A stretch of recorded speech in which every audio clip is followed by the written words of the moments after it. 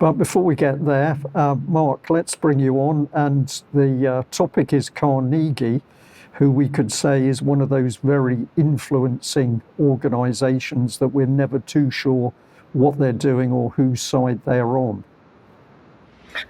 Correct, Brian. Good day, guys.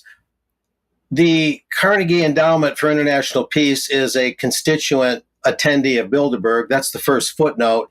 And I'll also preface my remarks by mentioning that the foundation associated with Carnegie, of course, that's founded by the steel magnate Andrew Carnegie, who built libraries across the United States to kind of reassure Americans that he wasn't a total robber baron.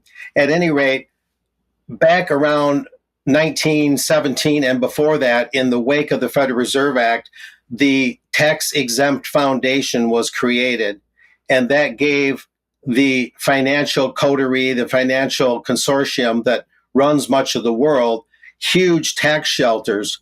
And with that, they would fund all sorts of think tanks and even art and culture pursuits. And we'll talk about that a little bit later. So the Carnegie Endowment is a big player, along with the Rockefeller Foundation, in that kind of that segment, rather, of American history and the outcome of that. Anyway, looking at this first slide, the Carnegie Endowment is now going to tell us what disinformation is. And according to this report, they're going to counter disinformation effectively. It's actually called Countering Disinformation Effectively. And here's some of the key takeaways from Countering Disinformation Effectively. I'm so glad the Carnegie Endowment is, batting for regular Americans here. And it's an evidence-based policy guide, they say, put together by two guys. And John Bateman and Dean Jackson, will look at them individually in a moment. Basically, without getting into all the details here, it says disinformation is widely seen as a pressing challenge for democracies worldwide, but it has proven difficult to define, understand, and measure, let alone address it. A new Carnegie report, however, runs to the rescue and offers evidence-based assessments of 10 major policy interventions, get that word, drawing on hundreds of academic papers and consultations with many leading scholars and practitioners. Each case study describes real-world uses, provides a resource list, and answers three fundamental questions: how much is known about the intervention, how effective does it seem, and how scalable is it? That was an important one to read. Now we'll move on from there. I won't get into all this. I'll just read the highlights. This is a summary of the overall findings. The actual report is 130 pages. I got this out of the summary. And it says, for one thing, there is no silver bullet or best policy option. It also says democracies should diversify their policy portfolios. Additionally, policymakers should set realistic expectations. Then, countering disinformation is not always apolitical. Moving on, pervasive research gaps will last for generations. And generative AI might not be a disinformation game changer, even though they say it has some potential to intervene, one of their tools to intervene. Moving on from there, this is a chart that's in there. It offers public information, government action, and platform action. And they're kind of trying to sort out the different aspects of this, Brian, and assess what might work and what might not. And the top one, no surprise here, and we've seen this before, is supporting local journalism. Here we go again. There's this idea that newspapers and other types of media outlets are drying up across Canada, across the United States. In this case, they're worried about America mainly. And if we could just get more local news coverage with the conventional worldview, all will be well. And so this is a recurring theme, not just with Carnegie. You're showing now, this next slide here is the second of the two categorization slides. This one, for example, gets into cybersecurity for elections and campaigns. Note number 7, statecraft, deterrence, and disruption. Interesting words. And note number 8, removing inauthentic asset networks. Let me repeat that one. Removing inauthentic asset networks. And I read up on that one a little bit, Brian, and that mainly appears to concern outlets or sources on social media that misidentify themselves, that misrepresent themselves. But the wording of that suggests that it might go further.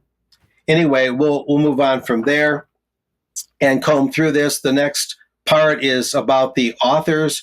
John Bateman is a senior fellow in the Technology and International Affairs program at Carnegie, and Dean Jackson is principal of Public Circle Research and Consulting and a specialist in democracy, media, and technology. We'll learn a little bit more about them in the next slide.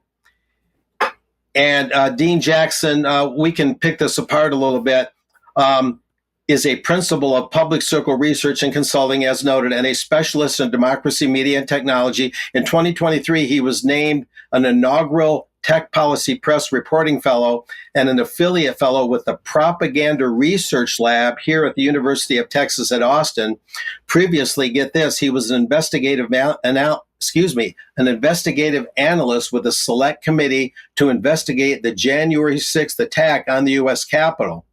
So that's a rather interesting note. He's been looking at Trump supporters and whatnot and viewing them as quasi-criminals. And going on from there, we'll get into the next one. And this is John Bateman, a little bit about him. He focuses on global technology challenges at the intersection of national security, economics, politics, and society. His research areas include techno-nationalism, an interesting concept, cyber operations, disinformation, and AI.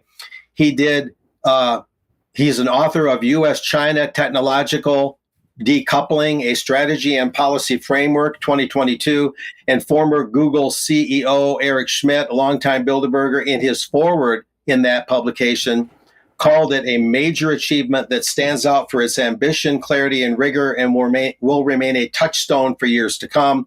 So the authors of this Carnegie report have, an interesting CV to consider here. Winding this up, the interesting thing, though, Brian, is that for all the effort in this Countering Disinformation Effectively report, there's a lot of admissions, several, in fact, that show that while they're trying very hard to intervene and get what they consider disinformation countered and dealt with and perhaps even, removed, they're still admitting that it's a very tough hill to climb and that the job is by no means going to be easy, rather, and it's going to be an uphill battle to achieve and may take a long time. In this section from page 11 in Conceptual Challenges, it gets into that. This is a good example of what I'm talking about, that they admit that this is going to be quite difficult. Identifying disinformation presents several puzzles, it says. For one thing, labeling any claim as false requires invoking an authoritative truth. Yet the institutions and professions most capable of discerning the truth, such as science, journalism, and the courts, are sometimes wrong and often distrusted.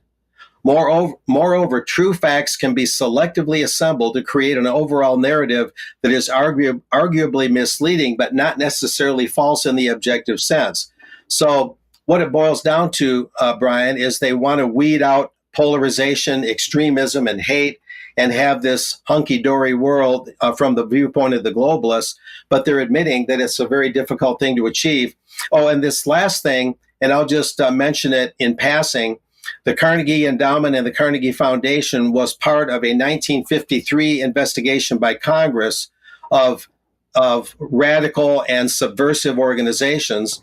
And they found that the Carnegie Endowment had been exploiting world wars and the concept of world wars to help exert political control. And that was found out or revealed by what was known as the Reece Committee, right after the Korean War, right around 1953. And the left part of this slide is showing that the CIA did not declassify the final report of that committee, the Reece Committee. They didn't declassify it until the year 2001, I believe. So it was pretty sensitive material in its day, but the Carnegie Endowment was among several tax-exempt foundations, Brian, that, according to that committee, was engaging in subversive and unconstitutional activities. Thank you very much, Mark. And of course, Carnegie would say they only exist to look after us all and do the best for mankind. So I think we're right to be